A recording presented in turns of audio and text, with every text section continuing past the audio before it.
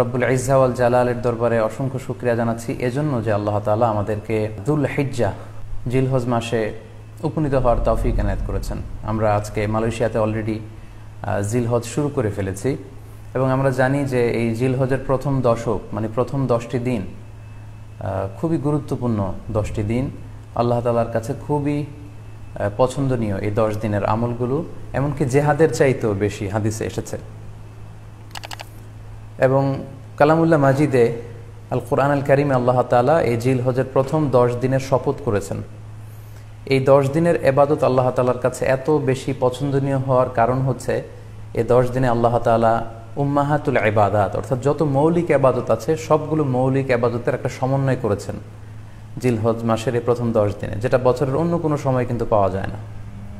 কারণ এই 10 দিনের ভেতরে সালাত আছে, নফল সিয়াম আছে, সাদাকা আছে, কুরবানি আছে, হজের প্রসঙ্গটা আছে, যেটা বছরের অন্য কখনো এরকম উম্মাহাতুল ইবাদত অর্থাৎ যত মৌলিক আবাদত আছে সব মৌলিক আবাদতের কম্বিনেশন সমন্বয় বছরের কোনো সময় কিন্তু আসলে হয় না, যেটা হয়ে থাকে জিলহজ মাসের প্রথম এই 10 দিনের ভেতর। এজন্য এই 10 দিনের ইবাদত আল্লাহ তাআলার কাছে অত্যন্ত বেশি প্রিয়।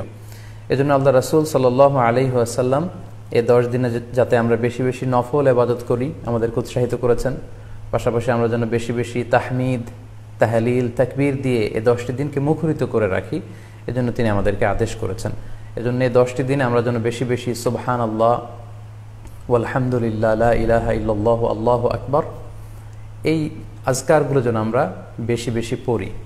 এবং আরাফাতের সিয়ামের ব্যাপারে আল্লাহ রাসূল সাল্লাল্লাহু আলাইহি ওয়াসাল্লাম আশা করেছেন যে 9 জিলহজের যে নফল সিয়ামটি অর্থাৎ আরাফার রোজা, এই আরাফার রোজা যে ব্যক্তি রাখবে আল্লাহ রাসূল সাল্লাল্লাহু আলাইহি ওয়াসাল্লাম বলেন যে আমি প্রত্যাশা করি এই সিয়ামের বদৌলতে বিগত একটি বছরের এবং সামনের একটি বছরের যত পাপ হবে এই পাপগুলোকে আল্লাহ তাআলা আমাদের জন্য ক্ষমা করে দিবেন। এবং জিলহজের 9 তারিখ ফজর থেকে কিন্তু আমাদেরকে ওয়াজিব তাকবীর পাঠ করতে হয়। আমরা জানি সেটা শুরু হয় আরাফার দিন ফজর থেকে, 9 তারিখ ফজর থেকে শুরু করে 13 তারিখ আসর পর্যন্ত এই তাকবীরগুলো প্রত্যেক সালাতের পরে পড়া আমাদের জন্য আবশ্যক। আমরা যেন এই নফল আজকারগুলো, এই নফল তাকবীরগুলো যাতে আমরা বেশি বেশি করে দেই। এবং যারা কুরবানি করার জন্য ইচ্ছা পোষণ করেছেন তারা যেন এই 10 দিনের আগেই তাদের মাথার চুল এবং নখ কেটে পরিচ্ছন্ন হয়ে যান এবং জিলহজের এই 10 দিনে তারা যাতে মাথার চুল না কাটে এবং হাতের নখ না কাটে, এই মর্মে আল্লাহ রাসূল সাল্লাল্লাহু আলাইহি ওয়াসাল্লাম আমাদেরকে গাইডলাইন দিয়েছেন।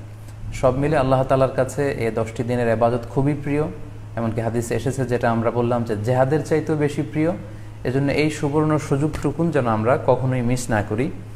তাই আমাদের সাধ্যমতো আমরা যেন বেশি বেশি নফল ইবাদত করি। আমরা যেন সুযোগ হলে পুরো 10 দিন ব্যাপী আমরা চাইলে নফল সিয়াম রাখতে পারি, আমরা বেশি বেশি কোরআন তেলাওয়াত করতে পারি, বিশেষ করে তাহমিদ, তাহলিল এবং তাকবীর, আলহামদুলিল্লাহ লা ইলাহা ইল্লাল্লাহ আল্লাহু আকবার এই জিকিরগুলো, এই আজকারগুলো পড়ে পড়ে যেন আমরা এই 10টি দিনকে মুখরিত রাখি।